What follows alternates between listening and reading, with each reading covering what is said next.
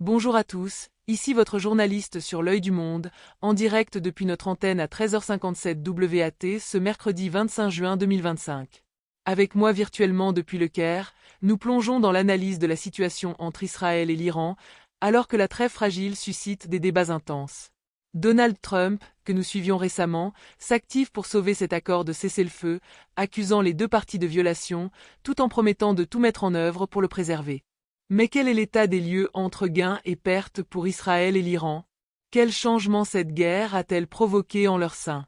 D'emblée, observons que Trump a fait de ce cessez-le-feu son projet personnel, un bébé qu'il entend protéger à tout prix, lui qui en a initié l'arrêt des hostilités. Pour Israël, le bilan semble positif. Le pays estime avoir atteint son objectif majeur, à savoir empêcher l'Iran de développer une arme nucléaire avec son stock existant. De l'autre côté, l'Iran affirme avoir tenu bon, préservant sa capacité nucléaire malgré 18 années de sanctions imposées par les États-Unis et l'Union européenne pour l'en détourner. Pourtant, sans image claire, l'Iran ayant coupé Internet, les déclarations divergent. Washington revendique avoir détruit les réacteurs iraniens, tandis que Téhéran minimise les dégâts, jurant de poursuivre son programme. La bataille décisive se jouera désormais autour des négociations à venir. Si les discussions nucléaires se concentreront avec les États-Unis, les tensions israélo-iraniennes resteront un sous-texte. Depuis le début du conflit, Israël a dominé les airs iraniens, infligeant des pertes lourdes, des dirigeants, des scientifiques nucléaires tués, des installations endommagées, surtout par les frappes américaines.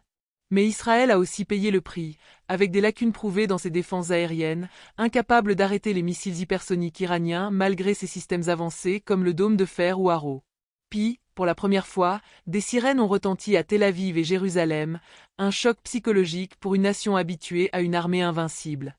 L'Iran, elle, mise sur ses missiles balistiques et drones, visant l'arme nucléaire comme horizon. Chaque camp a révélé les faiblesses de l'autre, et la guerre, menée sur terre, dans les airs et sur le plan psychologique, laisse les deux côtés revendiquer la victoire sans preuve définitive. Sans image des dégâts nucléaires, l'analyse reste suspendue, rendant les résultats incertains. Et que dire de l'avenir? Avec cette trêve, les négociations s'annoncent ardues. Trump pousse une diplomatie par la force, testée avec succès jusqu'ici, mais la partie la plus difficile reste à venir. Ni Israël ni l'Iran n'ont imposé une suprématie claire sur le terrain, un facteur clé dans les pourparlers. Les États-Unis et Israël exigeront la fin du nucléaire iranien et un contrôle strict de son stock, tandis que Téhéran voudra lever les sanctions, peut-être en échange de concessions. Sans clarté sur l'ampleur des destructions estimées à 5 bombes nucléaires potentielles ce mois-ci sans les frappes, la tâche sera complexe. Ajoutons une note récente. Des médias israéliens rapportent